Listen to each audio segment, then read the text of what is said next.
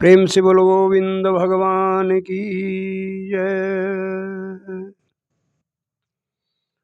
भक्ति किसे कहते हैं? हम दो हैं, एक आत्मा एक शरीर है। शरीर की भक्ति है संसार के लिए, हमारे शरीर के लिए, दूसरे शरीरों के लिए, जो हम करते ही हैं। आत्मा की भक्ति है परमात्मा के लिए, उसका एरिया है मन, जो हमारी सोचने वाली मशीन है। वैसे तो वेदों ने, शास्त्रों ने इसको 3 भागों में बांटा है, कर्म ज्ञान भक्तिश्च। कर्म भी अपना मार्ग है एक, ज्ञान भी अपना मार्ग है एक, और भक्ति भी मार्ग है एक। लेकिन न तो आत्मा का विषय कर्म मार्ग से हल होगा, न ज्ञान मार्ग से हल होगा। ये तो केवल भक्ति मार्ग से होगा। और भक्ति ऐसी वस्तु है जो ज्ञान मार्ग से भी विलय हो जाती है और कर्म मार्ग से भी विलय हो जाती है।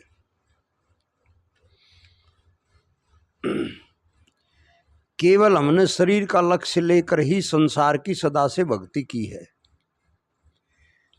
इसलिए हम इस संसार में केवल ऋणी रहे।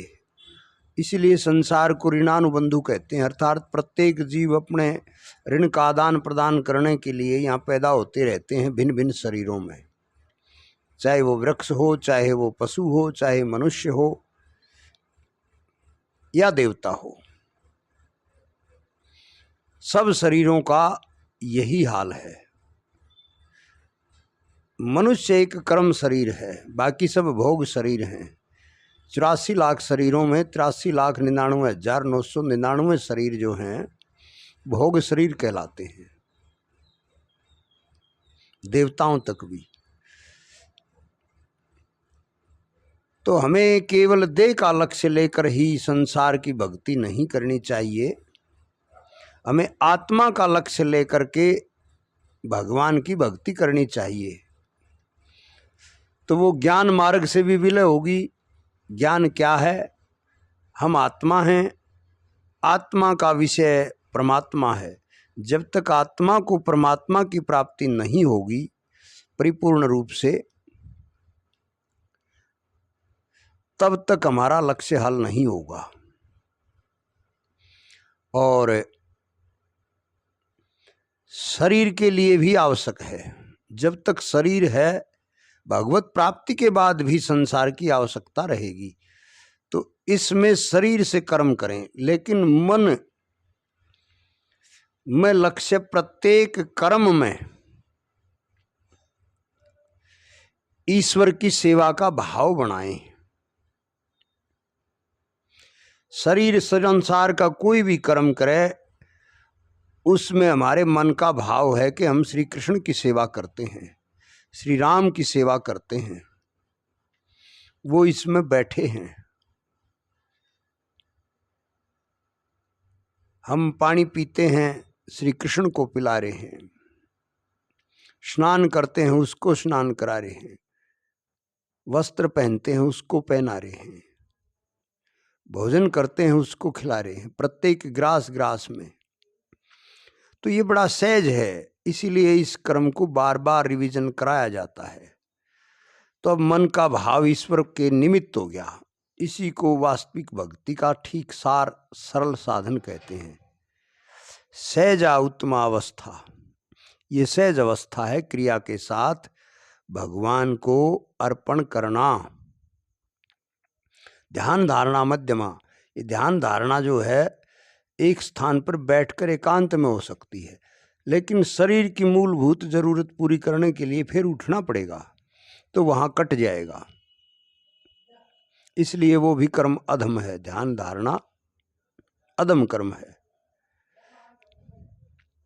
मूर्ति पूजा में लगे रहेंगे तो शरीर की क्रियाएं जरूर चाहेंगी, शरीर का सामान चाहिएगा। तीर्थ आदि जाएंगे तो शरीर लगेगा, उसमें हाथ पैर की क्रिया अधिक है, धन की क्रिया अधिक है। तो मन क्या कर रहा है, ये हम भटक जाएंगे। इसलिए प्रत्येक कार्य में जब तक हम भगवान का भाव, उसी कार्य की सेवा, उसी कार्य में भगवान की सेवा का भाव जब तक नहीं बनाएंगे, तब तक उस कर्म को हम भगवान के अर्पण नहीं कर पाएंगे। और भगवान का अर्पण जब तक कर्म नहीं होगा, तब तक आत्मा के साथ परमात्मा का समन्वय नहीं होगा। इसी से मन शुद्ध होता है। ये सबसे सहज क्रिया है। इसी को हिंदू फिलॉसफी कहते हैं, क्योंकि शरीर से तो संसार का कार्य हो गया, हमें किसी से कुछ मांगना नहीं पड़ा, और आत्मा के लिए ईश्वर का कार्य हो गया। तो कर्म मार्ग में भक्ति का विलय बड़ा सहज हो जाता है। तो कर्म मार्ग से भक्ति करना, ज्ञान मार्ग से भक्ति करना। अकेले कर्म मार्ग से भी कोई काम हल नहीं होगा, अकेले ज्ञान मार्ग से तो बिल्कुल नहीं होगा, क्योंकि ज्ञान का मार्ग बहुत कठिन है और ज्ञान का अंतिम जो ठोर है वो ईश्वर है, क्योंकि सब कुछ ईश्वर से प्रकट होता है और उसी से चलाया जाता है, चलता है और उसी में विलय हो जाता है। जब तक ईश्वर प्राप्ति नहीं होगी, ईश्वर का ज्ञान नहीं होगा, तब तक आत्मा का कोई भी कार्य संपन्न नहीं होगा, अर्थात हमारा खुद का मामला हल नहीं होगा। अतः हमें बार बार ध्यान रखना चाहिए कि प्रत्येक क्रिया ईश्वर के निमित्त बनाएं। कोई भी कार्य करते हैं आप, जो भी करते हैं,